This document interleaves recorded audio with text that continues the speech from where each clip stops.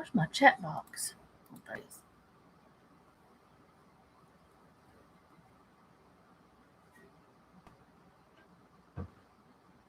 Hi, Carol. Today may be a little different.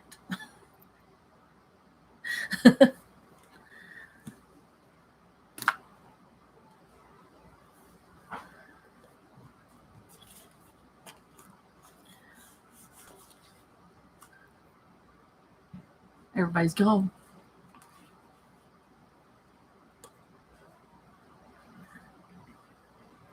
Did I lose everyone? There were people here and now they're not.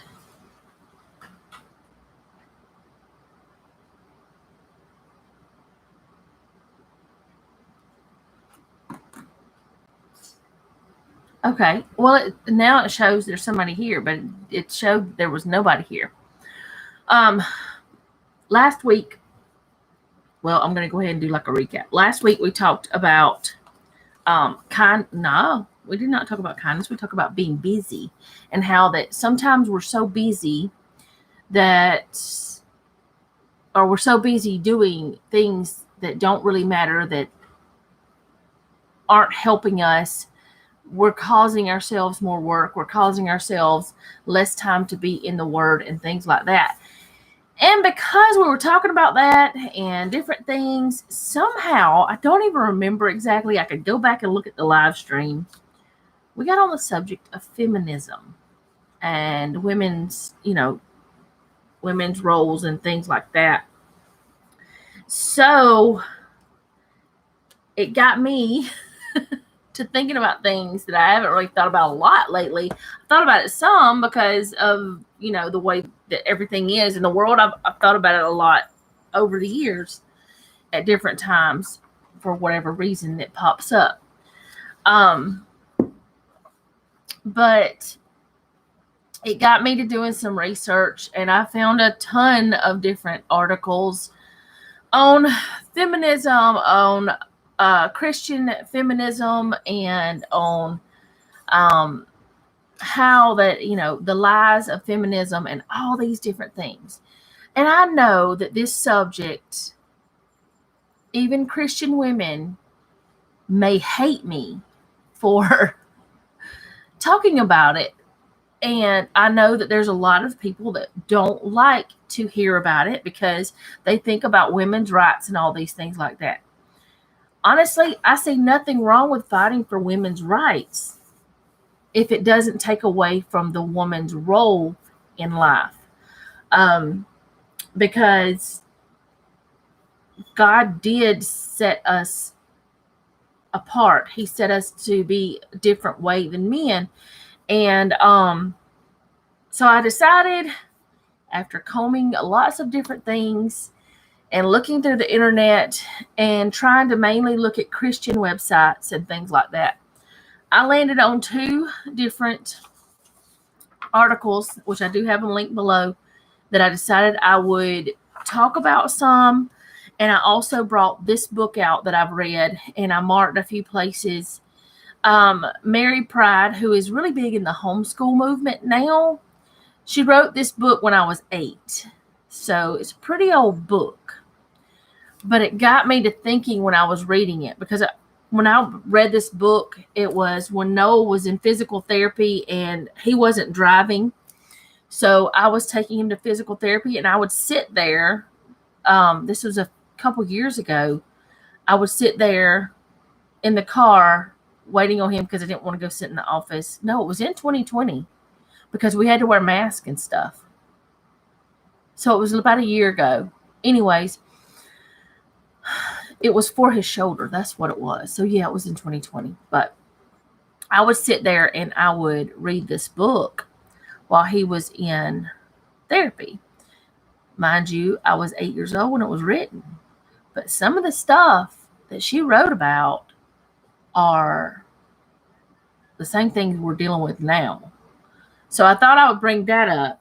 And I do have this book and her other book that I have that I haven't read yet all the way home. I have my bookmark waiting. Anyways, it's in my book stack, books to read. I I have that one. So Mary Pride was a radical feminist. Before she came to know the Lord, before she became a Christian, she was a radical feminist, and she slowly saw what it was doing to her marriage, to things. So I'll read a little bit out of her book, but of course I'm not going to read the whole thing.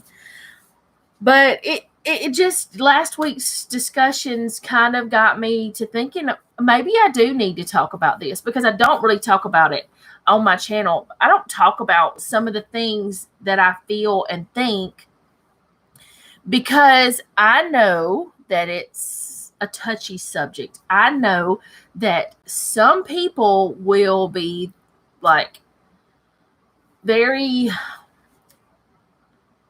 what's the word? I don't know what the word is. They'll be offended by my beliefs and what I think. And my thing is, what I believe and what I think and what I feel for myself may not be for you. It may not be something that you feel or you think or you believe. And the whole point of this whole thing, even though this is supposed to be a Bible study, and yes, I am going to have some scriptures and things, but the whole point of this is to tell you what I think and then have you dig further and see what you think. And if we agree, great. If we don't, that's fine too, because I know that there are people that I love dearly that I don't agree with everything that they believe. So I'm going to go ahead and just start with one of the articles. You guys have probably heard of crosswalk.com. I don't know if you have or not, but this was actually written this year. It was written in March 15th of 2021. And it says, it's written by Jennifer Heron. Is Christian feminism biblical? Oh, I lost my, there. Feminism came first, and then Christian feminism followed. It began simply as a way for women to be treated fairly with the same respect and dignity as a man. But as the ball of thought kept rolling down the hill, it gathered more and more ideals over many years. In some cases, it became women wanting revenge instead of just equality. The question is, what is God's role in Christian feminism, and how do we as followers of Him respond? I don't want to really read the whole entire article because, one, I don't know if I can on YouTube, and two, it's 2 pages. It's a lot. But I don't know. I may read it all, and we just may go about, talking about it as we go. But the rise of feminist movement in the 19th and 20th centuries began the process for all women to investigate how they were being treated. Christian women followed suit. In the mid-19th century, women became aware that they were not being protected and cared for on a cultural level. Early feminists fought for basic rights, such as the right to vote, but they didn't want to take over men's roles. They simply wanted to be respected as humans. Then, in the 20th century, things shifted to the idea of there being no distinction between men and women, and even went to the extreme of women not needing men at all. Today, it seems like people want all gender lines erased permanently. Okay, so we all know that that's true. We know, hi Debbie, we know that people don't like God's idea of gender. They don't, not everybody, of course, because I love that idea. But people are trying to eradicate it. They're trying to say that women are just as good as men and men are just as good as women. And we are. And the Bible even says that. The Bible says, the Bible has a complete idea, or I can't think of the actual word. Hopefully you know what I mean. But the Bible tells you women and men's roles. And the Bible never says that a man is better than a woman. Not once. Never. Not once. Not even when a woman is doing horrible things or a man is doing horrible things. One is not better than the other. So this whole feminist thing is just mind-boggling to me. It seems that Christian feminists seek a softer form of feminism. Christian feminism is a form of theology that seeks to advance the equality of men and women morally, socially, spiritually, and in leadership. They emphasize a woman's value in life as well as the Christian church. Their important issues involve the recognition of spiritual and moral abilities between men and women, but they also delve into reproductive rights, gender-neutral pronouns in the Bible, and the ordination of women. Okay, so there's been a lot of arguments about if women should preach or not. I don't want to talk about that today. That is not anything that I would talk about because, honestly, I don't know if women should preach or not. I know that the Bible says things about women teaching men, but I have not studied enough. I have not, sought God enough about that to say whether or not they should. But there is a feminist movement in the church that is saying things like that women should be able to rule over men and all this stuff, which it's whatever. I don't care about that part. Well, not that I don't care, but I really don't care about that part, I guess, because it doesn't matter to me in the long run whether or not they're right, because that's their argument. My argument, I'm never going to try to preach. I'm not a preacher. So to me, I'm like, I don't know. I just don't know. And I do listen to some women teachers, but there's also women teachers that have recently come out, and which I'm not going to name any names, but they have come out recently and very unbiblical things they have said. So these women also seem to be part of the Christian feminist movement too. Throughout history, I'm going back to the article, women have been treated wrongly, often like second-class citizens that do not have the same rights as men. It was sinful for men to do this. They acted out of their pride to hold themselves as more important. Then women rebelled against this wrong and went too far in the opposite direction. In their own pride, they sought to lift themselves over men by saying that women are not only equal but superior because they didn't need men for anything. The Christian feminist movement typically points to how women were treated within the church throughout history. Men have made mistakes in their treatment of women, but God never said that a woman was subservient. That is my point today. That is what I want to really drive in, is God never said that women were less than men.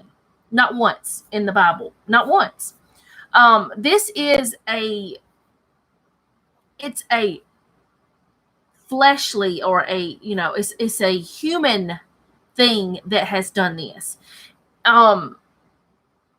If you think about it, now I don't know everything that's going on in Afghanistan right now. We know that it's a whole mess over there.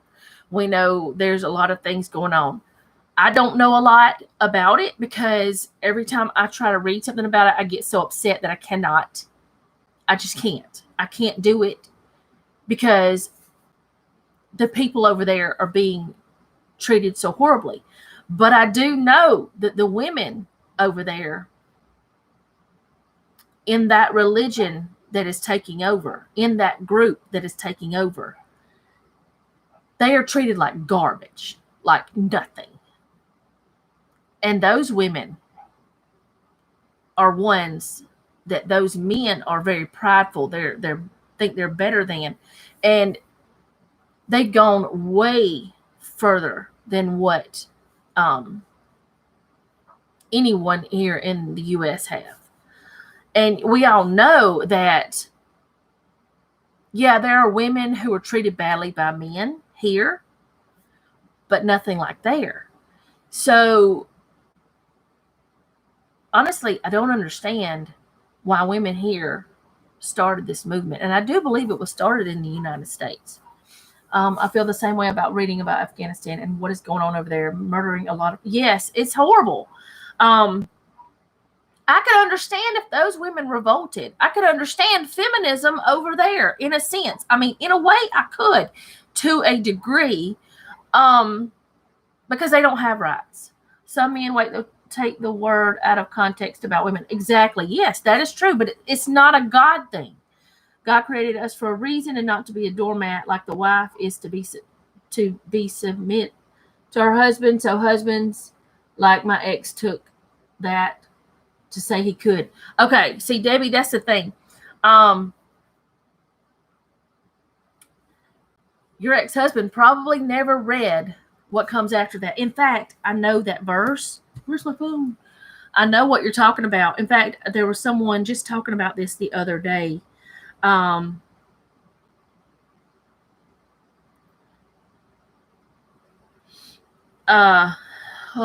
was it at? Okay. Let me see if I can find it real quick. The scriptures that goes with. Let's see. Nope, that's not it.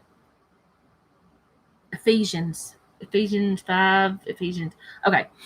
Wives, submit yourselves unto your own husbands as unto the Lord, for the husband is the head of the wife, even as Christ is head of the church, and he is the Savior of the body. They take that right there and they run with it, but they don't read the rest of it. Sorry. I've got allergy things going on. Therefore, as the church is subject unto Christ, so let the wives be to their husbands in everything. Husbands, love your wives, even as Christ also loved the church and gave himself for it. You don't have to go any further than that. And you could see that God did not plan for men to use women as doormats. It never was supposed to be that way. And you don't have to go any further than that. And let's see, he read all the Bible and used to teach the word on TV and radio. He said he was a prophet. He was so abusive and controlling. He treated me worse than dirt. See, that's the thing, Debbie. He didn't read the whole Bible. Not really. I mean, he might have read it, but he didn't read the whole Bible because it says, on further down, it says that husbands are to love their wives as Christ loved the church. Now, if you look at it, how did Christ love the church? He died for it. He died for us. He fought for us. He came here willingly and died for us. That is what our husbands are supposed to do. No, I don't want Jeff to die for me. But if push came to shove, he is supposed to do everything in his power to protect me. And in doing this, that protection would be from him as well. That means he can't abuse me either. He's got to treat me well, just the same as, anyone else is supposed to treat me well. Let's see. It went on to say, at my brother's wedding, they said those verses, and after the honeymoon, my mom told him it sounded like women were basically second-class citizens, but he told her it also spoke to men. Yes. Okay. At my sister's wedding recently, she got married, and those verses were read, and the pastor pointed out the parts for the men to do. I was like, okay. But he did. I mean, he did. You've got to not take scripture out of context. Whenever you take it out of context, that's when all this radical mess happens. That's when these people think, oh, well, I'm doing God's will because that's what the Bible says. But they're not even reading the whole Bible. They may read over it. I mean, I have skimmed over. I mean, y'all, I am not going to lie. Whenever you're going through the genealogies, I can't. I have read them all. But I'm like, oh. So I kind of skim. I just read the names. Because I know this one begat that one, and that one begat that one, and that one, So I do that.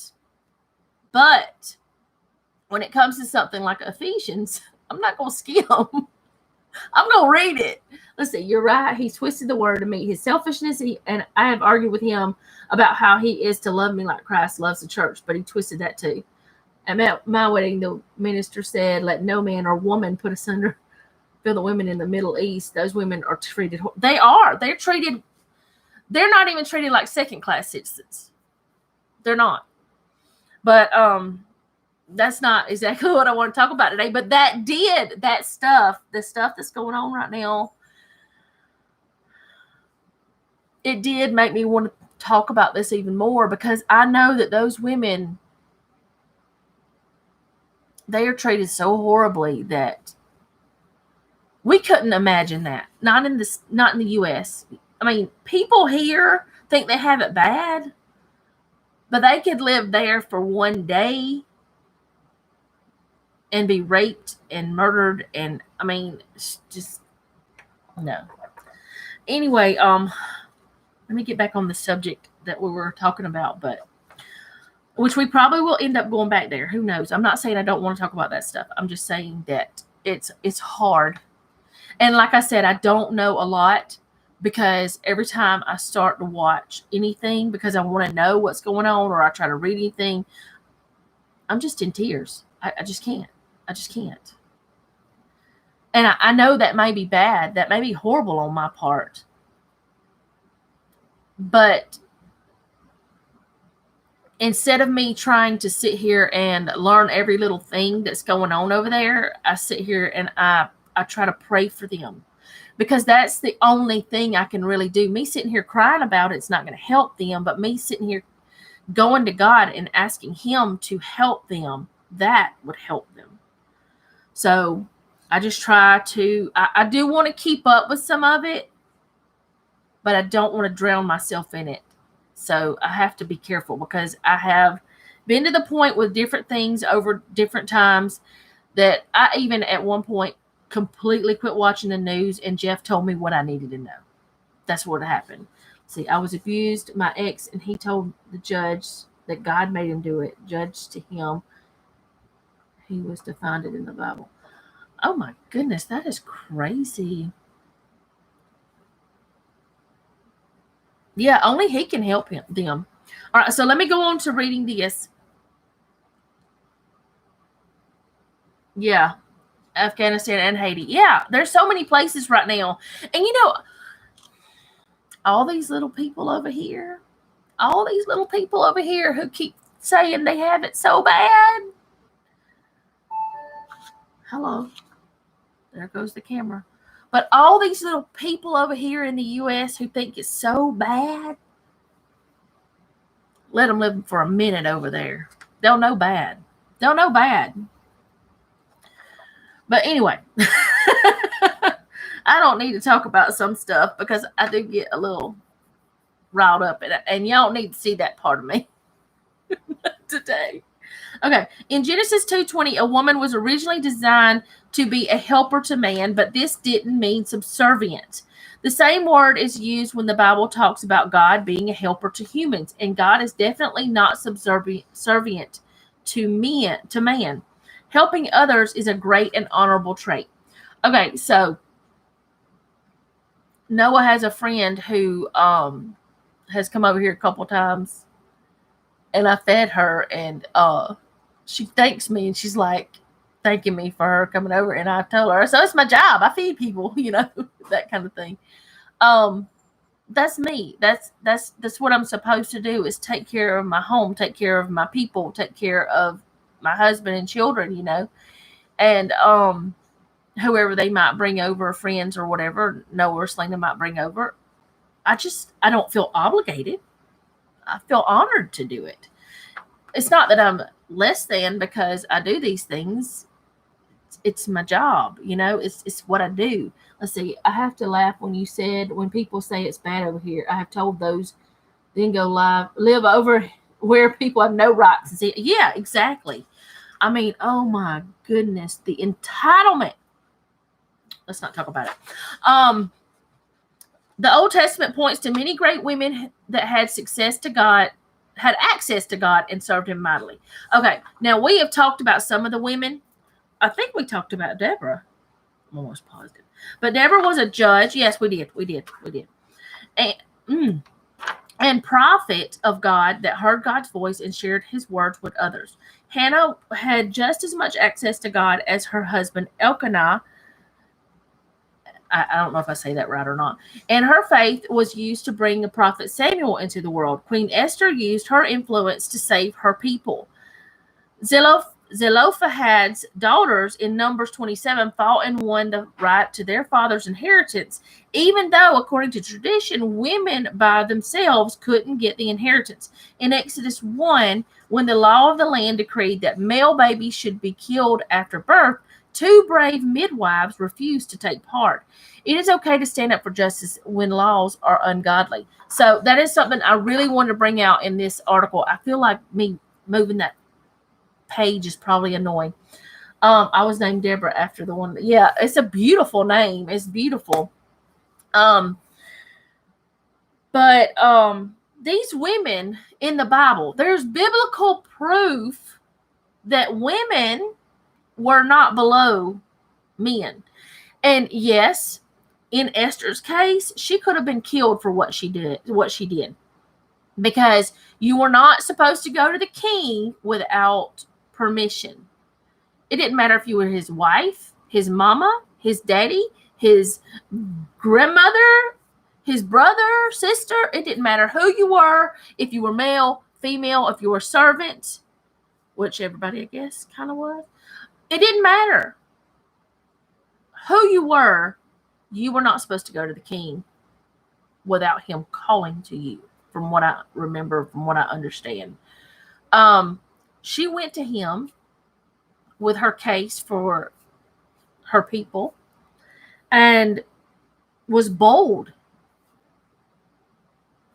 She was not a second-class citizen, but she was on a different level than him because he was a king. Not because he was her husband, but because he was a king. And she still went. Was that a feminist thing? No, but there are feminists that will bring that up. Let's see. Men like my ex couldn't handle women like me. I was raised to speak up for myself and not to be walked on. My mom said, "Don't let anyone say you can't because you're a woman because you can." Yeah, and that's the thing. The Bible never says that women can't do things. The woman at the well. That's one of the things that one of these articles talk about. the Samaritan woman. All right. Anyways, then it goes on to talk about how Jesus treated women with respect. There's a bug. Y'all, because of my lights, bugs attack. Because the door's right there. There's a bug here. It touched my nose. Anyways, in John 8, the woman at the well, John 8, the woman who was caught in the act of adultery. There was a group of people there ready to stone her.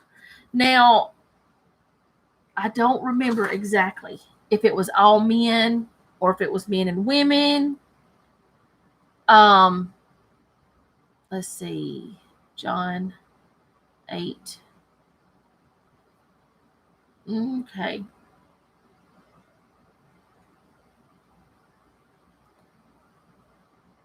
All it says is when they had set her in the midst, they said unto him, Master, this woman was taken in adultery in the very act.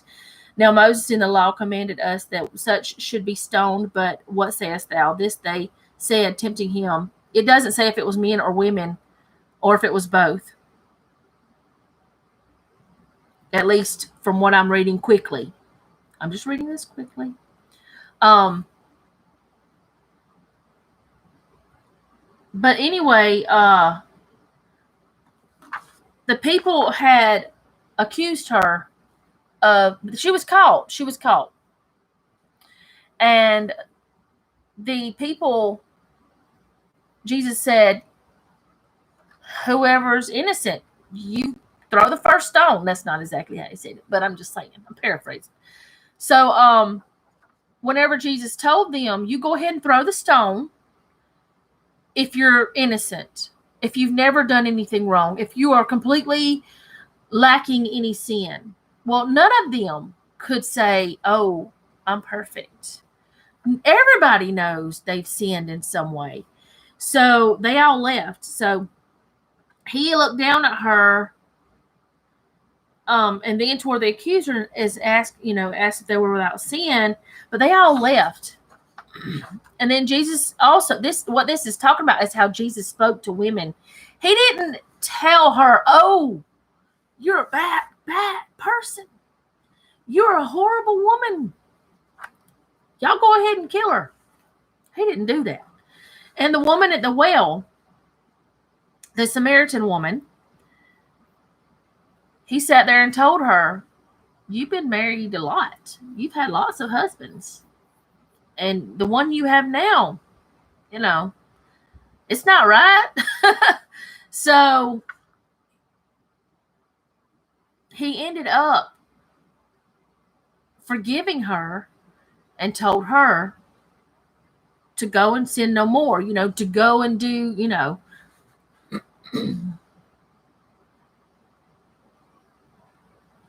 Okay, the woman at the well story in the song gets to me. Which song? I don't know which song you're talking about, Debbie. I got to take a drink of water because my throat is crazy. And hopefully it'll help. Okay, and then the woman who was considered unclean. This is in the article. She had been, in the times, in biblical times, if you were having your cycle, you were unclean and you were not supposed to be around other people for a certain period of time and all this stuff. After you had a baby, you weren't supposed to be around people for a certain amount of time. After you have a male baby, it was a certain amount of time. After you have a female baby, it was a certain amount of time. So, I don't understand why the times were different for male or female babies, but it was. But anyways, so this woman who approached Jesus and touched the hem of his garment, for 12 years, she had been unclean. But instead of him rebuking her, instead of him saying, get away from me, don't touch me again, he told her she was healed. He loved on her. That is how Jesus taught. That's how Jesus treated women. And, hold on a minute. I got to go over there somewhere out of the shot of this and clear my throat because I keep having problems. Let me just mute my...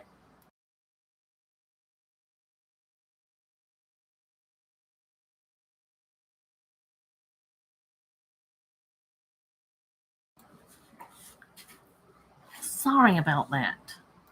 My throat is acting stupid. Fill my cup. I think I do know that song. But anyway,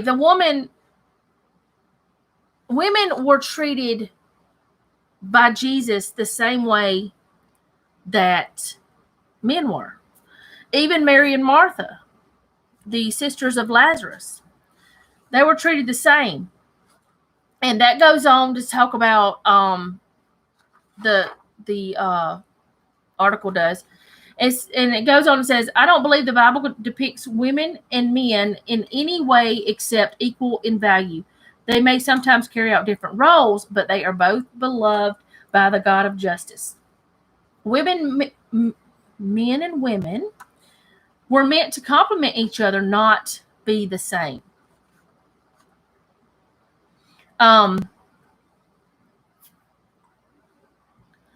It says on down, is it biblical for a Christian to be feminist? You can believe, just like Jesus did, that women are indeed equal to men. You can do what you can to see that women are treated fairly. I'm sorry, y'all. My throat is a mess today. Fairly in life. God does want us to work for justice on this earth. When we see instances of inequality, we should fight it. But it isn't Christ-like to be anti-male or anti-female. Sin and pride will never solve any problems. Harmony happens when people live in the way they were designed to live, by a loving and caring God. So pretty much from what I get from this article is God did not see us as less than, and feminism, Christian feminism, is not right. I want to go on to this one. I'm not going to read it all because it's like 5 pages. It's a lot, but it's 10 Lies of Feminism, and I got it from Bible.org. And like I said, I do have all this down below. And this was an article contributed by Probe Ministries. Let's see. I think it's Sue Boland. Yeah. Feminism made promises it couldn't keep. Probe's Sue Boland examines 10 Lies of Feminism, identified by Dr. Tony Grant from a Christian perspective. Okay, so I'm going to read a little bit of it, but like I said, I don't really want to read all of it.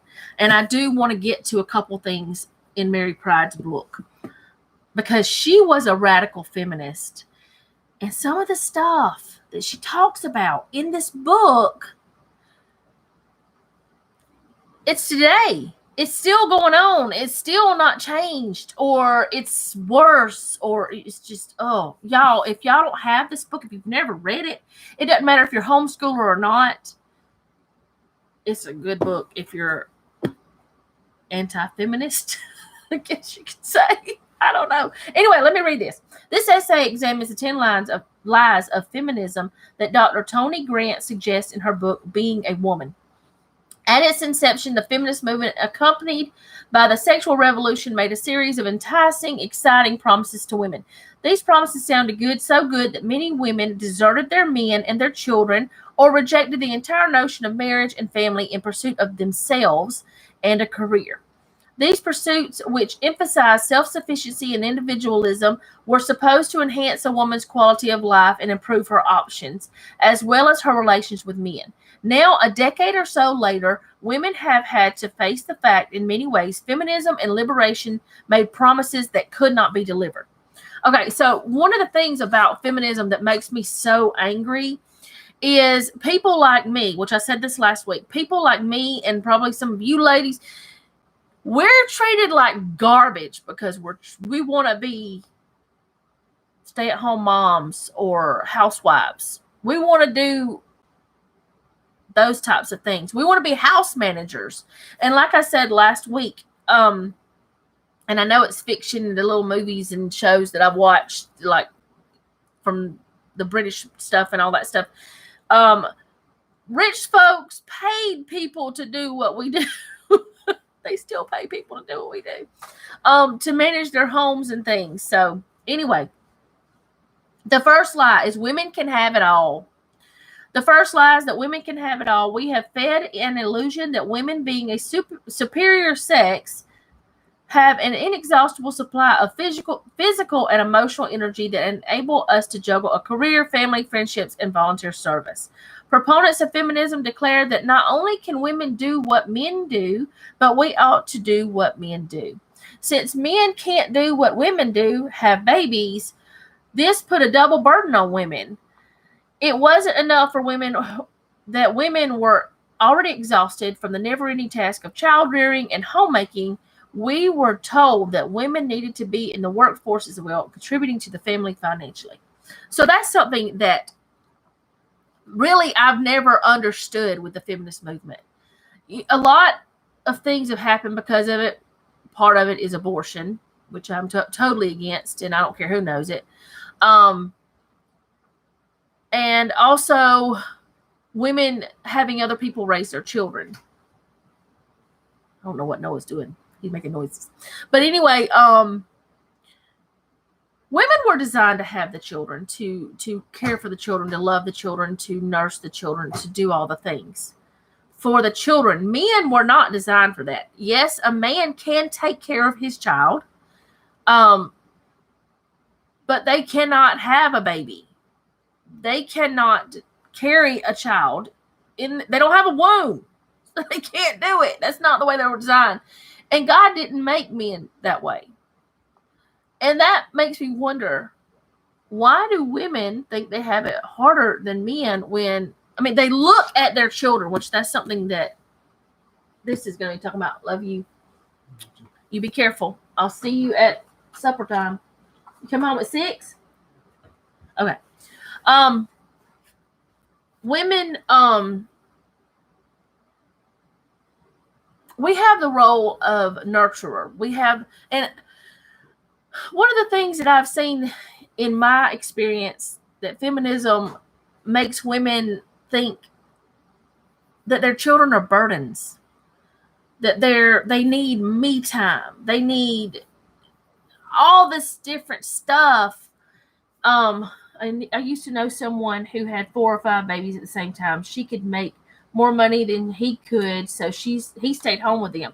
Well, that's fine. Yes, that's a Publix uniform. He works at Publix. It's fine if a woman works. I am not against that. I have worked in my life. I worked until about 10 years ago, a little over 10 years ago. I have zero problem with women working. Please don't get that wrong. Don't think that I'm against women working. I'm definitely not. What I'm against is women thinking that they have to work when they really don't want to. Oh, you did? A woman who wants to be home with her, raising her children, if she can financially do it, if she's not, if there's a way, then I don't know why she wouldn't stay home, because I just don't understand it. Like, when I worked, it was because I had to. It wasn't because Jeff wanted me to. It wasn't because I wanted to. It was because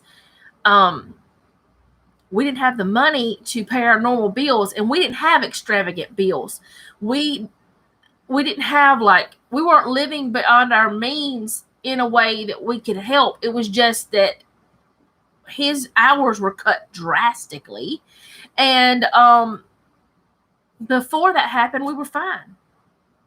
Before his hours got almost down to nothing, we were fine. And we didn't have bunches of bills that we didn't need. We didn't have a bunch of credit card debt and all these different things. So my problem with feminism, my problem with women working, is them working when they really want to be home with their kids, and they can be.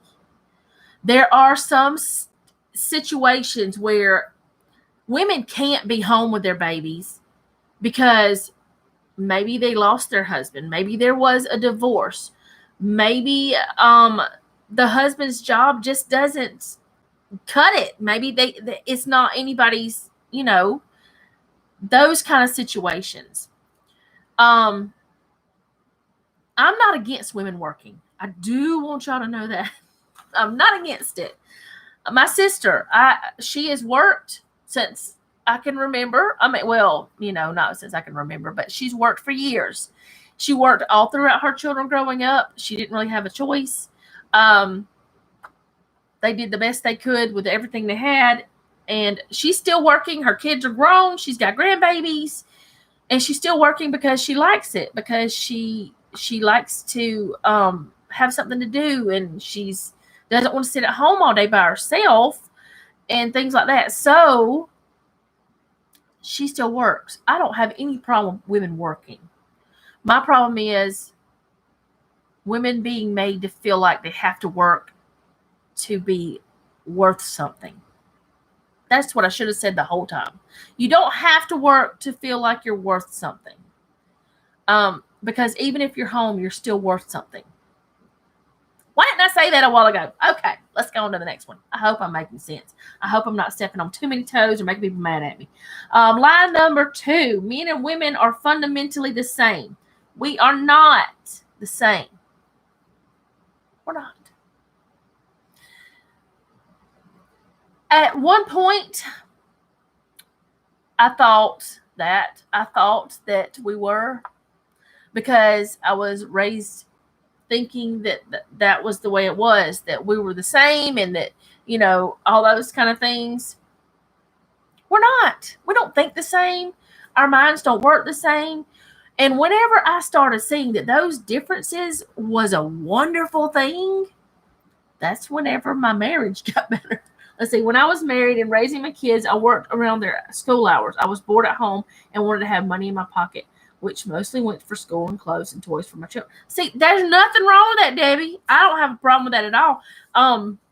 There was times where that at the end of me working where I really didn't have to anymore, but I did just because we got extra stuff and I wasn't working full time and stuff. So, you know, I don't have a problem with women working. I want to get that clear. But okay, so women and men are not the same. And I did read part of this book that she talks about. Guys are from Mars, girls are from Venus. I thought it was women are from Mars, men are from Venus or something. I don't know. Or women, men, I don't know. Anyways, well, she's talking about some kind of conference it was a conference she went to, but there's like a book, Men Are From Mars, Women Are From Venus, or something like that.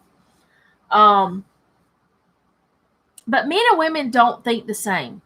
Men seem to have, now some women do too, and some men do have, their mind works. We're not completely different, but we're different. I always felt bad about not having a 4-year degree and career until I met several, including doctors and lawyers who did not use their degrees. There is absolutely nothing wrong with not having a degree. There's nothing wrong with not going to college. And now they're even saying that college is not worth it a lot of times, unless you want to go for certain things like lawyer, doctor. Doctor is definitely worth it. Nurse, something like that. Let's see. When my dad had a stroke and heart attack, he became disabled, and my mom went to work at the shipyard as a welder. She was a primary breadwinner in the house then. Daddy did get disability too. See, that's another thing. Sometimes the husband is doing everything possible to support his family, but then something happens. He gets hurt. Women, there's nothing wrong with that. My point with women working is feeling like you have to be, something that doesn't even matter in the long run. But God did design us differently, men and women. He designed us differently. All right, lie number 3, desirability is enhanced by achievement. The third lie of feminism is that the more a woman achieves, the more attractive and desirable she becomes to men. The importance of achievement to a man's sense of self and in an element of masculinity that is, we believe, God-given was projected onto women. Now, my thing is, yes, rich, powerful women, they're pretty cool. I don't have a problem with them. But a lot of women who are not Christians, some who are, that are like in power, or they have like these super great jobs, and they have this air of, I'm better than you, you're nothing type of thing. A lot of actors and actresses are this way, especially, singers, some of them, because they have these big achievements and they think because they've done all these things, they're better than others. I don't know. I used to call it a God complex. I don't know. But, let's see. It says,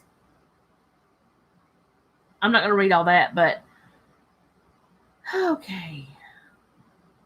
God already knew that the disparity between the sexes on the issue of achievement. Throughout the Bible, men are called to trust God as they achieve whatever God has called them to do. It's important for men to experience personal significance by making a mark on the world. But God calls women to trust him in a different area, in our relationships. A woman's value is usually not in providing history-changing leadership and making great, bold moves, but in loving and supporting those around us, changing the world by touching hearts.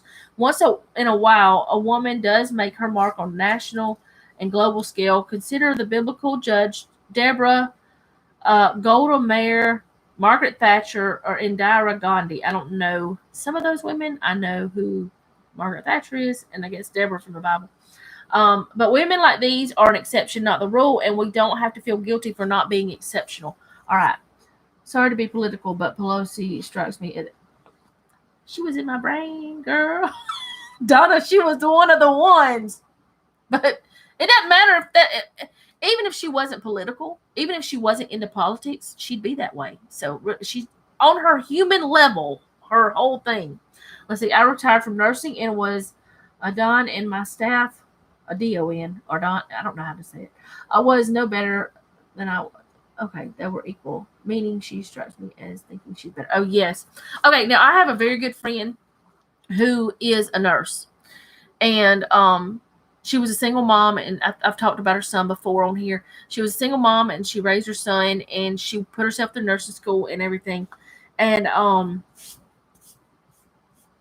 I have tons of respect for nurses, and the reason why is because they do a lot of work. They pretty much do all the work. I mean, not really all of it, but almost all of it. They do all the things, and I have a lot of respect for nurses. I didn't realize how much that they actually do when it comes to your health, but they do a lot of it. So let's see. The myth of one's unrealized potential. I'm not going to keep, I'm not going to go through all of these, but because we can, look at them. I've put it all down. Thing we did more than the doctors. Yeah, you do. Nurses do, but we don't have unrealized potential in the sense that, how do I say this? Like, I know that I'm changing all the time, but it's not because I'm not reaching my potential. It's because we change all the time. God shows us different ways to do things, and we see things as we grow, as we mature. And because I feel like, and I could be wrong, y'all can tell me, but I feel like you don't just mature to a certain extent once you're an adult. You don't just stop there. You mature until you die. You're still learning new things. That's why they say that older people are wiser, because they've gone through so much that they've learned so many things, and they've learned different ways to make things work. So we don't have unrealized potential in the sense of the way feminists see it. But what it says is, let's see. Line number 4 says that all of us, but especially women, have tremendous potential that simply must be realized. To feminism way of thinking, just being average isn't acceptable. You must be great. I am great, even though I'm average. And I just don't understand why some of this stuff even made sense to anyone. Lie number 5, sexual sameness. The 5th lie of feminism is that men and women are same sexually. This lie comes to us courtesy of the same evil force that brought us the lies of sexual revolution. The truth is that women can't separate sex from love as easily as men can. For women, sex needs to be expression of love and commitment. Without these qualities, sex is demeaning, nothing more than hormones going crazy. Okay, I'm not going to keep reading all that. Okay, the denial of maternity.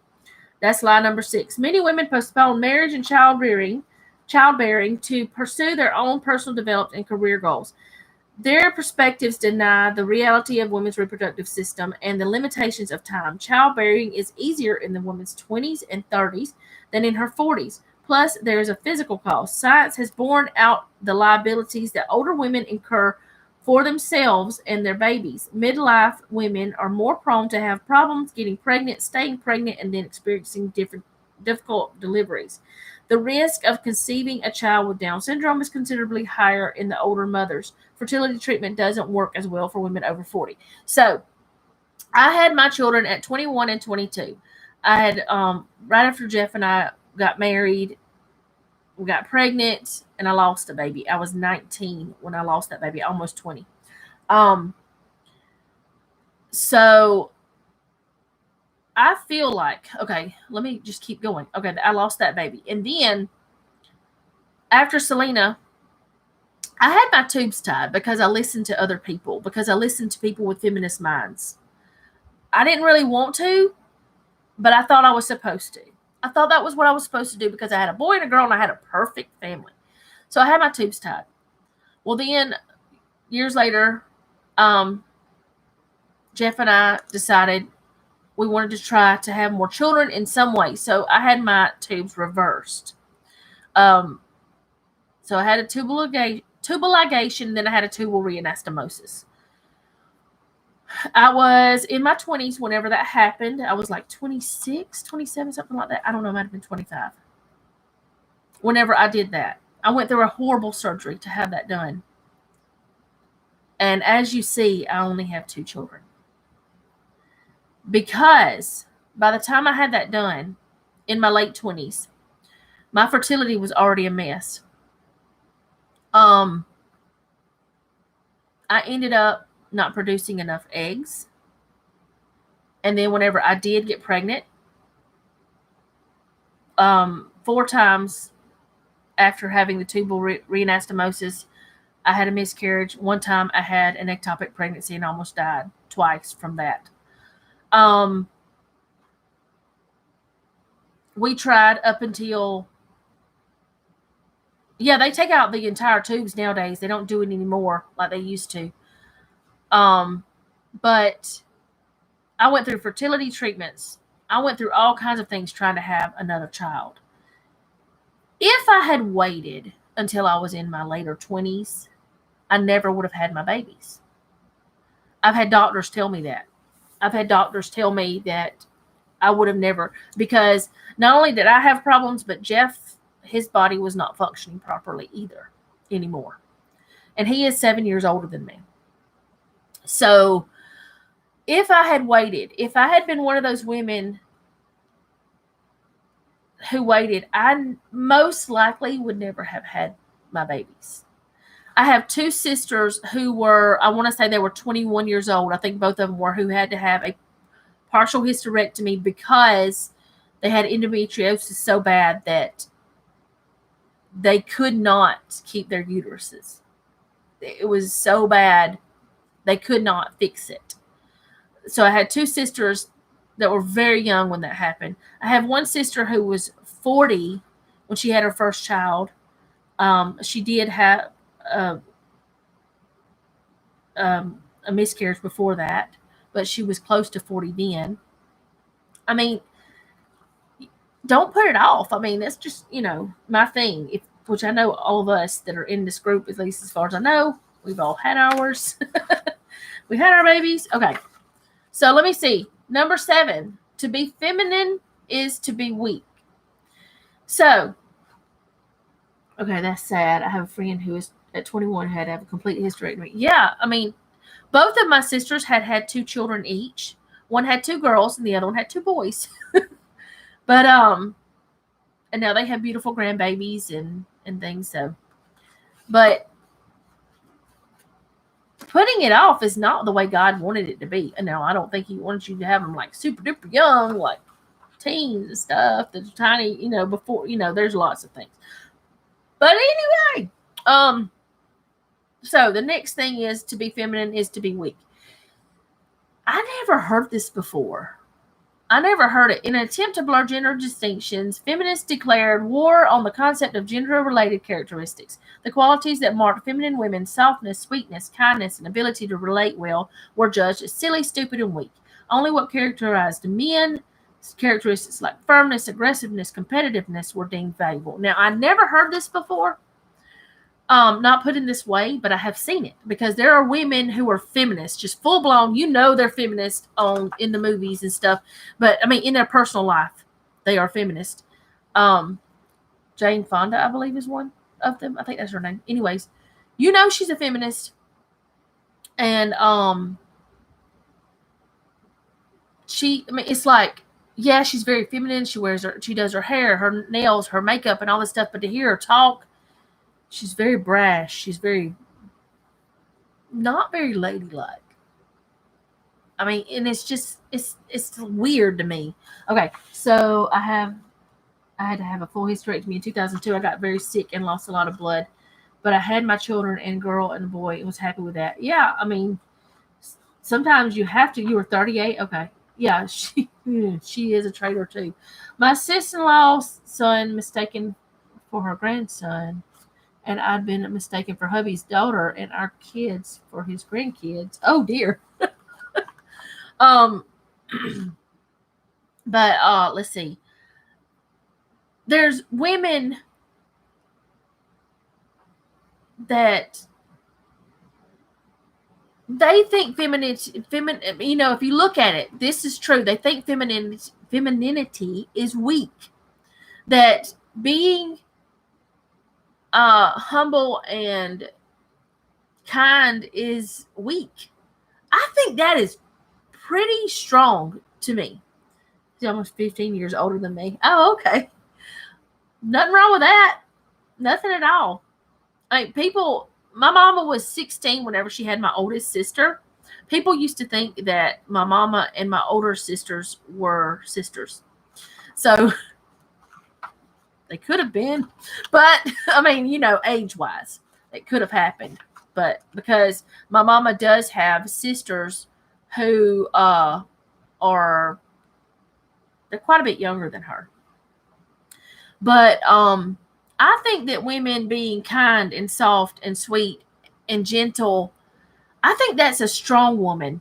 And the reason why is because it's harder to be that way than to be a hard-hearted, mean woman.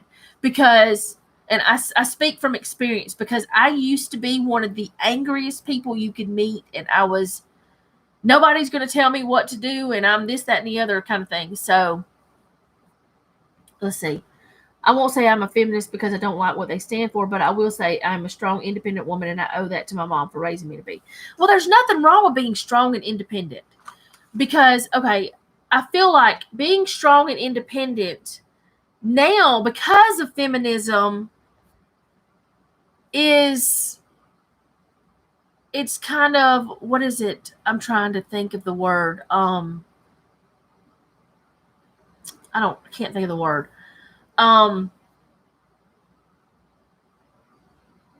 Let's just put it this way, like Esther. She was a strong, independent woman. She went in to a king that she was not supposed to. I don't think she was some little soft princess who was, you know, I think she was pretty strong. But feminism has tainted strong women, is what I'm trying to say. My opinion, anyway. So let's go on to lie number 8. Doing is better than being. Okay, now they talk about the book. In his book, Men Are From Mars, Women Are From Venus, John Gray pointed out that men get a sense of self from achievement and women get their sense of self from relationships. Feminism declared that the male orientation of what you do was the only one that mattered. Who you are and how important you are to the people in your world didn't count for as much. Now, I know that every time that you guys have seen, like Noah, whenever he's going to work, which sometimes he's done that whenever I was doing this, he hugs me bye. I have to kiss his face. It's a thing. I don't know. Not on his lips or nothing. That's gross. But I kiss his cheek or his forehead. But my son, he sees me as his caregiver, you know, and things like that. And I believe that is because the way I take care of him, I'm not weak. And the way that I take care of him, I am gentle and I'm soft, but I can be firm. And I believe that, like, this says that, I don't even know where I was going with that exactly. Feminism declared that male orientation of what you do was the only one that mattered. He doesn't care what I do. He doesn't see what I do as what matters. He sees how I treat him. So that's where I was going. How important you are to the people in your world didn't count for as much. I'm important to my son. He's 22. He'll be 23 next month, and he still hugs me.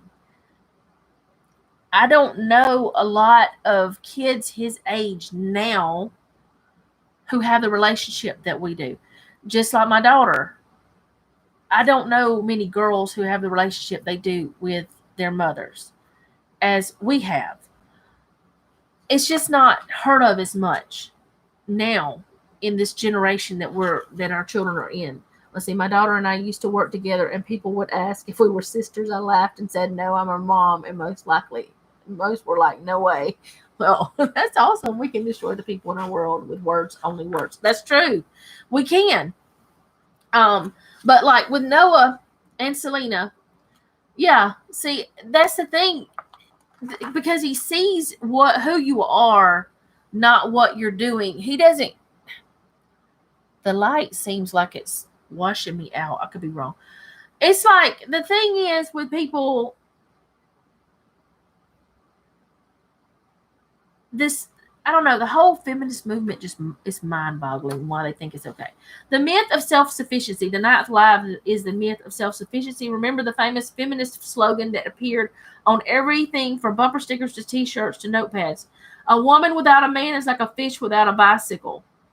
The message was clear. Women don't need men who are inferior anyway.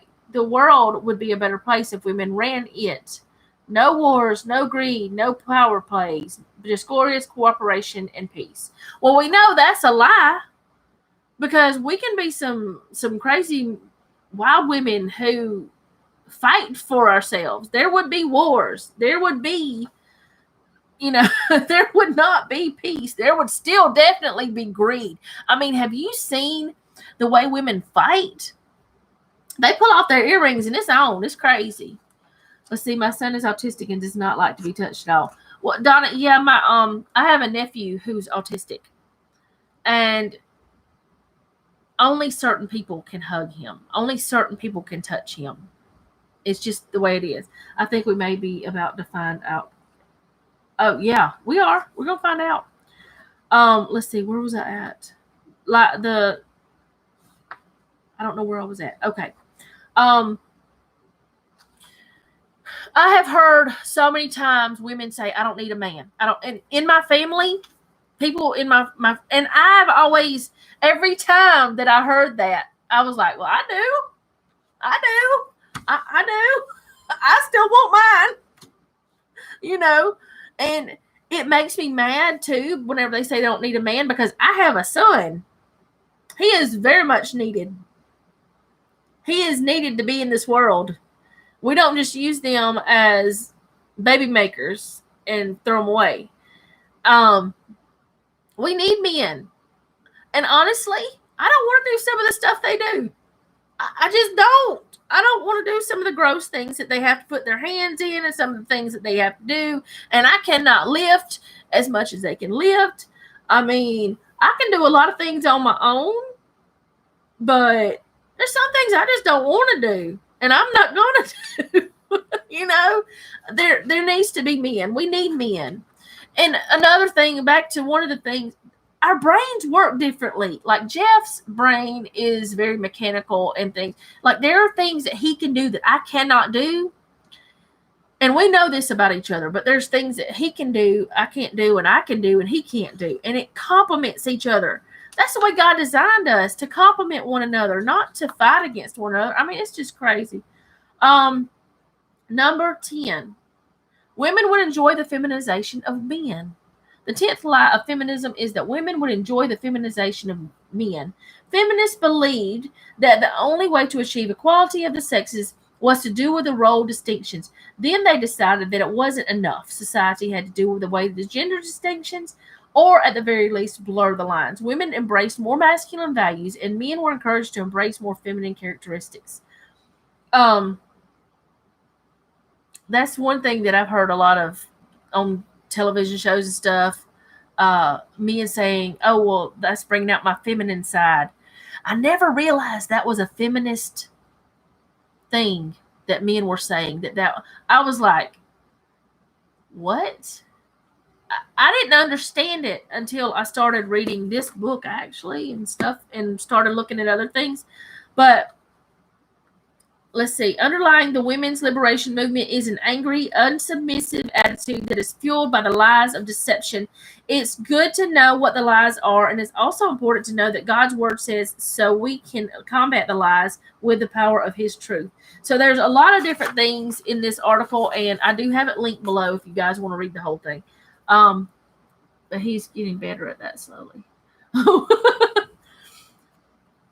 Jeff has common sense sometimes. Sometimes more than others. But I did want to read a couple little things out of this book. And I know I'm going longer than normal. I don't know where I wanted to start. Okay. Christian women have fallen in with the lifestyle of the so-called women's movement in large numbers, not seeing what is waiting around the corner. Jean Shaw noted the phenomenon in the 1980 article in the Presbyterian Journal. Christian women may not enter employment in such large numbers, but their lifestyle in the past has not proved to be radically different from that of their non-Christian neighbors. Even mothers of very small children won't be away from work for long. Since then, Mrs. Shaw's prediction has proved correct. Christian magazines have fallen over each other in their eagerness to endorse outside careers for wives, even mothers of infants. The general feeling in the church seems to be that women have no special God-given role and that careers for women are harmless or even beneficial. Is careerism harmless? Another way to ask this is to ask, is feminism harmless?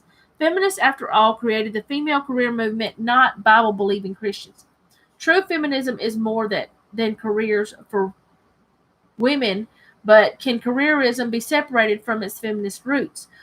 Or are careers for women the symptom of feminist philosophy that is beginning to infect our churches? What would you say if I could prove that modern Christian women are being duped into becoming devotees of a false religion which bills itself as the primordial, always present, and future Antichrist? What if our harmless embracing of feminist career goals is intertwined with the leads to moral, social, and economic collapse for our country? What would you say if the price of so-called liberation turned out to be enslavement to a totalitarian regime? How about theology? Did you know that errancy and a modern role of women are at odds, and that in fact every advocate of liberation within the church has abandoned inerrancy? Do you find this hard to believe? Let's look at some proof. Okay, so this woman, I need to tell you a little bit about her. First of all, she is now, or has been, I don't know if she's still alive, honestly. I know that's horrible. But like I said, this was back in 80, did I say 88? Yeah, it was 80 something. When were you wrote? You were written in 85. Okay, 85. That's when this book was first printed. She was a radical feminist. She also has, let's see, she took her first job at 15 as a bookkeeper, paying her own way through college. She earned a BS in electrical engineering and a master's degree in computer systems engineering. Later, she studied theology at Covenant Seminary in St. Louis, Missouri. Presently, she and her husband live in St. Louis with their 4 children, where she is busy working at home, teaching her own children, gardening, cooking, and writing. Before she decided to become a Christian in 1977, which is the year I was born, Mrs. Price had been active as a radical feminist. From her experience as an insider, she shares a clear assessment of the shortcomings of feminism and emphasizes the need to develop a new vision of Christian womanhood, which is deeply rooted in biblical truth. Now, from what I just read about this part in the book, it sounds like she's against women working, but she's not, because, I mean, she's a writer. She also has written homeschool books, things like that. So she's not against women working. So I don't want y'all to take that the wrong way. Let's see. There were some things that I wanted to read. Let's see.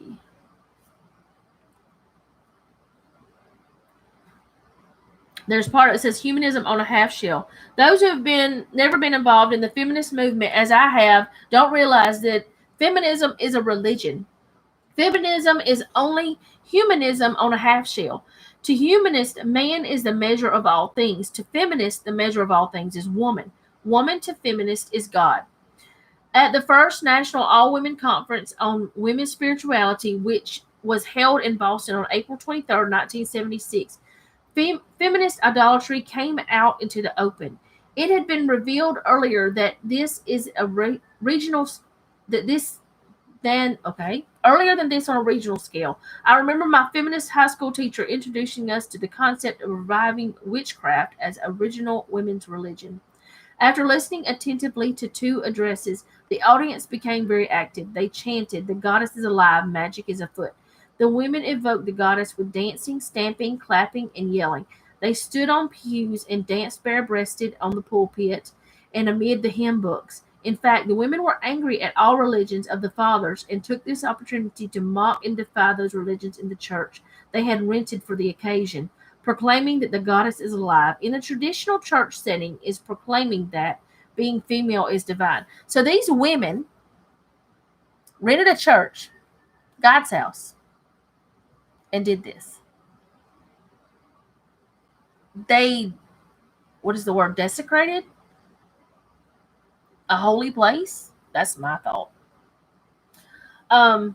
Naomi Goldenberg, a reporter of this incident and a feminist herself, is quick to assure us that the goddess was never symbolized as an idol or a picture in this or any other ritual. This is because feminism dispenses with external idolatry and goes straight for self-worship. Each woman is encouraged to keep a small altar in her home to be used for meditation and for focusing her will. At the Boston Conference, women were advised to use mirrors on their altars to represent the goddess. That way, they would be continually reminded that they were the goddess and that they had divine beauty, power, and dignity. So, to me, it tells me you're worshiping yourself. That's what feminism is. So that's just a little bit of that part. And I wanted to read that because even though it's not anywhere near close, I mean, there's so much in this book. And the thing with this is she's writing as an ex-feminist. She's writing as someone who was a radical feminist, who became a Christian, who walked out of the mess. So that's the reason why that this is more interesting, I guess, to me, is because she's writing firsthand. It's not just something that she had, studied or whatever. It's something that she lived. Let's see. And then on this part, it says the sister wife. With a God-centered marriage, husband and wife want to behave as God directs. Or if only the wife is saved, she still wants to do her best to obey God in these difficult circumstances. God requires young wives to love their husbands, Titus 2:4. And to the love he asked from us is filial love, brotherly love. It is based on our relationship, not our emotions. Under God, brotherly love is a sustaining ingredient of marriage. Sisterly love is the same way as brotherly love and the opposite of having it all mentality on which the modern careerist movement has been based. Instead of striving for equality, the sister wife honors her husband brother above self, Romans 12:10. She is devoted to him, Romans 12:10. Daily she encourages him, Hebrews 3:13, 10:24, and 25. She sympathizes with his troubles, 1 Peter 3:8, and refuses to slander him or grumble against him, James 5:9. If he is a Christian, she will rebuke him when necessary and then speedily forgive him, Luke 17:3. She makes the effort to spend time with him, Hebrews 10:25. Her goal is that they live together productively and in harmony, Romans 10:16, Psalm 131:1. All these passages describe filial love, and they all apply to Christian marriage. Wifeliness, then, has two components, long-term commitment and daily self-sacrifice. But me marriage reflects the feminist value of self-fulfillment. I have to do what I want, and I want to do any good or I won't be any good for anyone else. You can't love another without loving yourself. Now, how much have we heard lately that you need to love yourself? That we need to have me time. And I'm not saying women shouldn't take time for themselves. I'm not saying that. But how much have we heard even Christian women say, if I don't have this, I'm no good for them. And if I don't do this, if I don't, it's like, no, because honestly, when I was doing the me time and I needed to have my time and I needed to do this for me and it was all focused on me, that's when my marriage was falling apart. That's when me and my husband were on the verge of divorce. So to me time was killing us time. That's what's happened to me. So whenever actually I did a Proverbs 31 study, and that's when everything changed. Self-care, we all need that, but be reasonable about it, men and women. Yeah, men need me time in the sense of self-care. I paint my nails. I do things that are only for me. They're not for anyone else. But I'm not going to put it above others and think that if I don't get it, then nobody else is going to be happy. Because that other thing is, if mom ain't happy, ain't nobody happy. If wife's not happy, and nobody's happy. All this stuff. I don't think that's right either. I feel like if the spouse not happy, the house not happy. That's my thing. That way it can go for man or woman, husband, wife. If they are not both happy, it ain't nobody happy. Let's see, where was I at? Blah, blah, blah, blah, blah, blah. Okay, traditional sex. Why did I do that noise? I don't know. You can't love another without loving yourself. The Scanzonis point out this difference. Traditional sex role norms just prescribe that the wife's interests should be subordinate to those of her husband and any children they may have. In contrast, egalitarian sex role norm prescribe that a woman should have autonomy and should find her fulfillment in her own achievement endeavors rather than through secondhand enjoyment of her husband's success. Under these egalitarian sex role norms, a woman should be free to pursue her own interests without subordination to those of her husband and children. Autonomy is not what marriage is all about. Partnership is. Autonomy means we determine our own roles on the basis of our own selfish interests. Partnership means God determines our roles and both parties submit to God. Okay. So that I don't know why I wanted to read that. I just did. I just wanted to read it. Because we do need to see that we need to come together in all situations. And now, like Jeff and I have weekly and monthly meetings, like weekly about little things, and then monthly we talk about things like our budget and our household and things we might want to change and things we might want to do. We talk about things all the time, but we have like not meetings like at a job or whatever, but we talk about things. We set aside time to discuss things, to discuss how we are, to talk to each other, to see, are you okay? Are you feeling bad? Every day we talk to each other. So the last thing I wanted to talk about was the thing that really bothers me most. Well, not most, but really, well, yeah, maybe. I don't know. The thing that really is bothering me now, because it's out, and it has been since I can remember, but that's abortion. And I don't talk about abortion much because I know there's a lot of people that don't see things the way I do. My thought is, and I want to say this before I start talking about anything else, if you have had an abortion and you did it and you've seen the wrong in it and you've repented from that, okay, let me just say it this way. If you've had an abortion, I'm not going to hold that against you, because I feel like that is a sin, but so is lying, stealing, and there's all kinds of sins. We all have sinned, and I'm not going to hold it against someone if they have done that. But I will never encourage it. Maybe I'll put it that way. I just feel like abortion is one thing that is so big in society now, and it's a way out of becoming a parent, and it's murder. That's just my view. Okay, so and if you had an abortion, you don't have to tell me. It's not that I don't care. It's just that I just don't. I don't have to know all of your sins, I guess is what I'm trying to say. And I'm not going to hold it against you either way. But I will never encourage a woman who does not want a baby to do that. They can bring them to me before they do that. I don't care if I got a million children to try to figure out how to take care of. But anyway, it's just something that really, really I'm against. And it wasn't as big of a thing. It wasn't as until feminism. I mean, yes, it happened. Yes, but it wasn't. It was taboo. It was something you didn't tell others about. But now there's proclaiming that it's okay. They're happy about their abortions.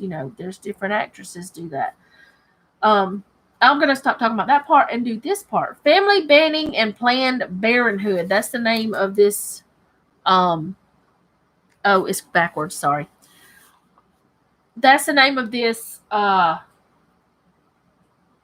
chapter. Let's see.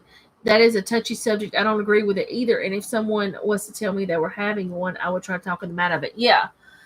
If they've already done it, they've done it. There's nothing you can do about that. You can't change it. Yeah. There's a lot of things that we've learned now that there's lies. But anyway, and right now there's other things where I think what is her name? I don't remember her name, but the one that was, and she worked in abortion clinics and she talked women into having abortions, but then she actually saw what it was and she changed and she's a Christian now and she's against it. I can't remember her name. Anyway, I want to read some of this. To love our children means we don't reject them. Yet, if I'm not mistaken, a very significant undercurrent in the careerist movement, which comes from its mother, the feminist movement, is the rejection of children. Women declare, we don't want to be tied down to the house and children. More than once, women have told me straight out, the reason I work is that I'd go crazy staying home with all the kids. It's no coincidence that those within the church who push hardest for careers for women also say the most negative things about children. The Scanzonis, for example, devote 10 pages of their sociology text on the family to listing the cost of having children and eulogizing the childless lifestyle. Their attitude toward children may be gleaned from this quote. And this is the quote. But is it true that couples have babies merely because of societal pressure, since societies cannot continue without replacement of their numbers? Or is having babies simply a matter of nature's trickery? I think it's simply is what they meant. A kind of cosmic con game in which persons are carried away in the ecstasy of sexual pleasure only to be rudely awakened by a squirming, squealing, demanding infant who emerges to mock the lovers with an attitude of, aha, you thought you were just having fun, but look what you got instead, me. Or might it be that the people have children because they want them or value them? No doubt all three explanations contain elements of truth. Okay, and then it goes on to say, but this is not the quote anymore, but rejection of children does not stop with name-calling, squirming, squealing, demanding infants who emerge to mock the lovers are the enemy who can wreck a mother's career. Far from loving our children, feminists try to make us hate them as the chief obstacle to our total liberation, and we must deal with them ruthlessly. They must be fought and repulsed before they can invade our lives, thus abortion. The blood of children. Abortion is the ultimate rejection of a baby. In abortion, the baby is cut to pieces, pulled apart by suction, poisoned or burned to death, or even removed alive to be put to whatever painful and lingering death seems best to the kind doctor who wants to help the baby's mother pursue her individualistic interests. And in the economic opportunity sphere, during all of this, the baby feels pain. But what's happening during abortion is only half the story. Abortionists now reap rich profit from selling the bodies to those poor mutilated babies to be made into, guess what? Cosmetics. As Dr. Ogle Fairfax says, since there are 1.5 million abortions every year, there's an abundant source of fetuses for commercial use. There's a triple profit to be had. The first is from the abortion, estimated at the $500 million a year by Fortune magazine.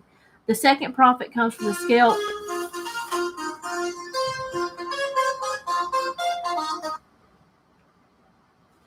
Where was that? The second profit comes from the sale of aborted baby bodies. The third profit is from the unsuspecting customers buying cosmetics. Babies' bodies are sold by the bag. Okay, I don't want to read any more of this. I've read it already, but I can't read anymore.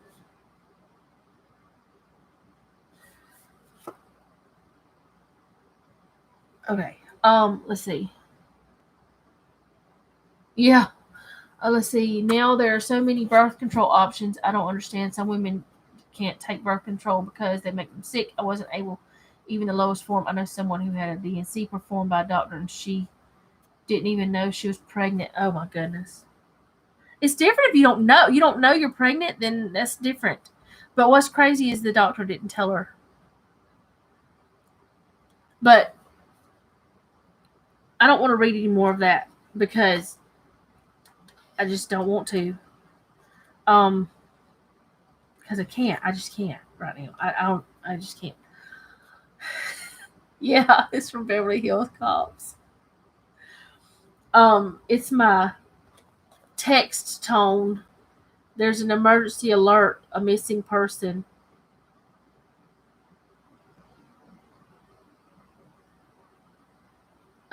He doesn't live near me. He's from Irvington, Alabama. I don't know where that's at. Oh wow, he's 79. Um, but anyway, we know that abortion is it's something that it can be avoided. It doesn't have to happen. But there's a reason why the abortion industry is still alive and well. Why that it's still why that okay. There's something that I heard once, and I don't know if it's true or not. I could look it up. But I heard that actually the word fetus, which is the word that they use whenever you're pregnant, means baby. But I'm not sure. Let's see. Fetus is the unborn offspring of an animal that develops from an embryo. Following embryonic development, the fetal stage of development takes place. The human prenatal development, the fetal development begins with the 9th week after fertilization. Okay. So, yes, it means it's a baby, which I knew that already. I mean, you know, that's what it is. But they don't use the word baby and things like that. Yeah, it may be. They don't use words like baby whenever they're wanting to someone to have an abortion. They use words like scientific words. And a lot of times these people don't even understand what these scientific words are. But this book does get kind of graphic and tells you what they do. And it's things I already knew, but it's shocking every time you read it. You know, that kind of thing. But that is one way that they are getting rid of children. And another, I always thought, whenever I was watching old movies and things and still new movies, children getting sent to boarding school and, things like that. Why are we sending our kids away? Why push them away? And which I did homeschool. I see nothing wrong with sending your children to school. My sister sends her children to school. I have several sisters that have. But my sister sends her children to school. Plus, she works in a school. She's a TA in a school. Same school her children go to. But I think that's what she does anyway. She does something. Anyways, went to college for it. She went to college for one thing and then went back for that because she wanted to do that instead. But all these things that you're sending your children away, and then there's all these after school programs and all this stuff. And I can understand if someone needs to work and they don't have a choice. But some women I have seen send their children to these after school programs and they're not working. They just do it because they don't want to have to take care of their kids. And I mean, I've seen that firsthand. And I'm like, what? I don't understand. Yeah, I don't understand why have children if you don't want them. Because there are so many ways. Now, I don't like birth control myself. Certain kinds. Because hormonal birth control messed me up. But there are natural birth controls. There are other things that you can do to prevent a child from happening. So I just don't understand why people would have them just to throw them away, just to be, you know. I mean, I have heard of people having children just because that's what you're supposed to do. You don't do that. You just don't do that. You don't do it because everybody else is. But hormones, they are horrible. But I don't know. I talked about a lot of things today that it's not necessarily a Bible study today. It's definitely probably not. But from a Christian's perspective, from someone who actually had some of these thoughts at times, and because I did have the mindset that I don't need a man. I had that mindset at one point. I had the mindset that if I wasn't doing certain things, then I wasn't as much of a woman as I should have been. There was a lot of things that I had the mindset of. I even had the mindset, let's see, some kill their kids because they don't want them.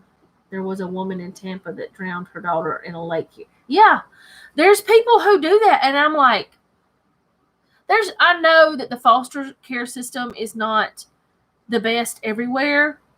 But then, I want to say her channel is Faith Foster Fire. Val's channel. I think that's the name of it. Anyway, she has fostered, her and her husband have fostered. They have adopted 2 children that they fostered. There are great foster parents out there. And no, it's not the best thing for every child, but it's much better than killing them. Yeah, I mean, and Donna, you have to think about the fact that people who have children who have autism or even ADHD, I have my sister who has the son who has autism, also has one who has ADHD, which they used to say he had Asperger's, but they changed that to ADHD. I don't know how that worked out, but I believe that God gave her those 2 boys, and she has a daughter, and she's pregnant right now. But she was given, those boys were given to her because God knew she could handle it. Yeah, you can get your tubes removed now. They don't just tie them anymore. You can do that, or you can get a vasectomy. You can do all kind of things. Yeah, that's true, Don. Well, I have a cousin who his son passed away, and him and his wife split up. That it was not even her son, it was her stepson, but they split up after. But it's just, I just feel like that I wanted to talk about this stuff today. I think I went on some different things that I might not have been going to go on. I don't know. I didn't really plan what I was going to do today. Like exactly what I was going to talk about. Yes, I marked some things. Yes, I looked at things. I studied things. But I just felt like with everything going on in our world and all the things that we see, why this is still such a big thing. Why we think we have it so bad here in the U.S. when look at Afghanistan. Those people are trying to get on an airplane, surrounding airplanes. They're trying. It's crazy.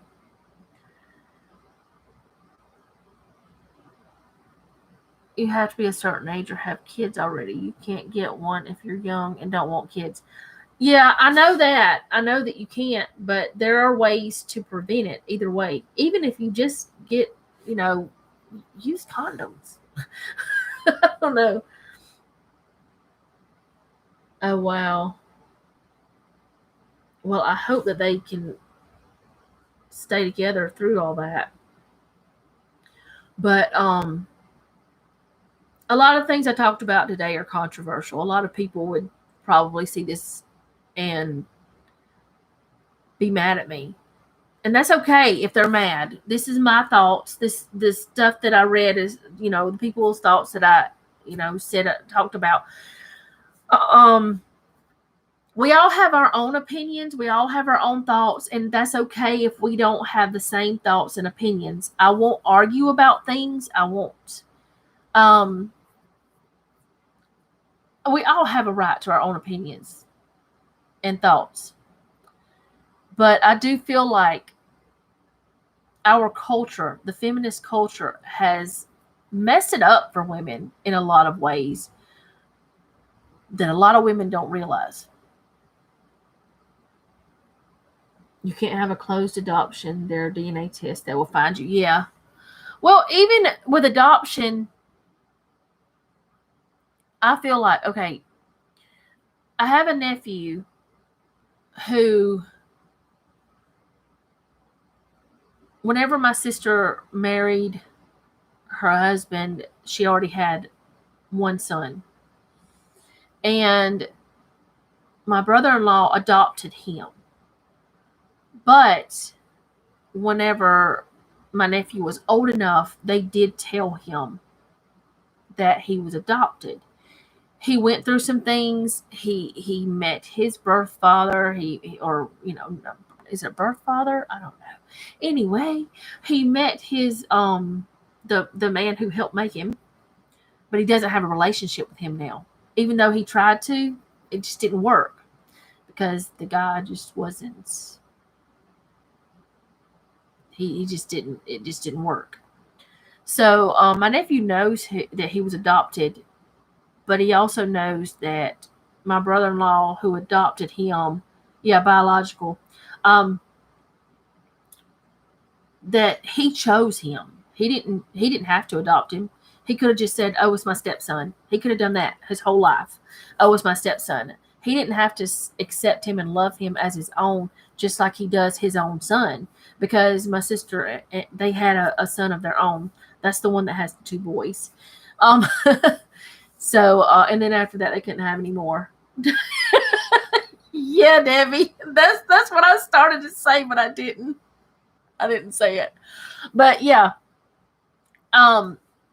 adoption can be great, and you do find out. You can find out more now with DNA and all that stuff, but it can be great. It can be heartbreaking, and honestly, myself, because I've never lived it, I don't know if I would want to know or not if who my birth parents were if I was adopted. I can't look at it. I'm looking at it from the outside. So I just can't. Let's see. Me and like my kid's dad, that is what I call them because neither of or in their lives I was married to both. Okay. But I'm looking at adoption from the outside. I can't look at it from the inside because I'm not adopted. So I think that I would be grateful that a person loved me enough to want me and keep me. Just like my mama, even though I was number 5, she wanted me. She kept me. Well, I was playing, but still.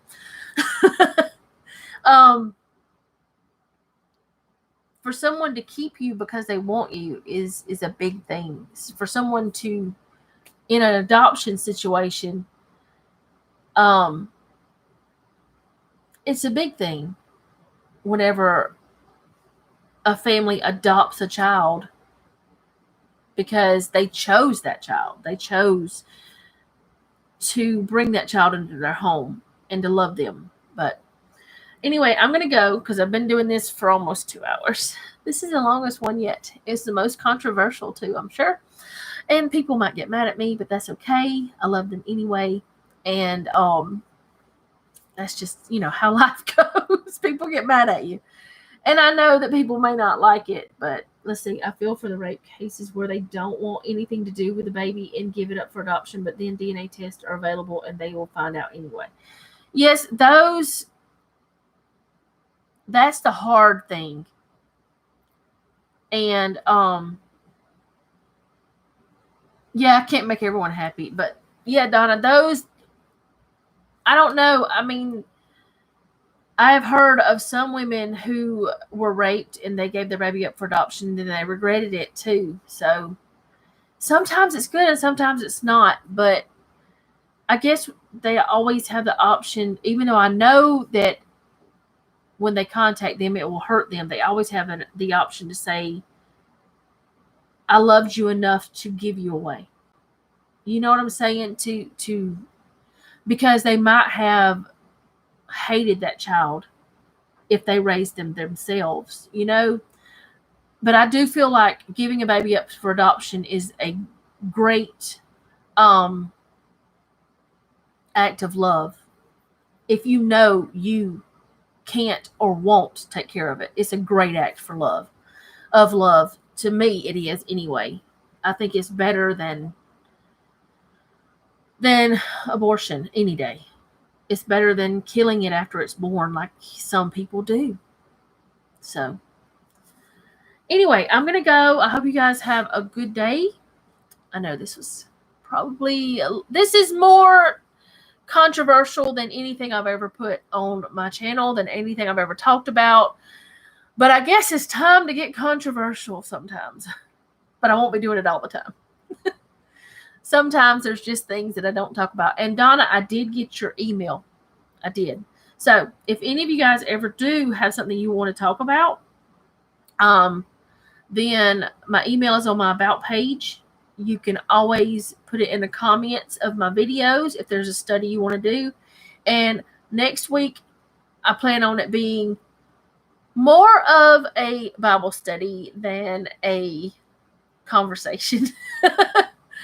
I will see you guys next time. Thank you for coming. And remember, don't take any wooden nickels and be sweet.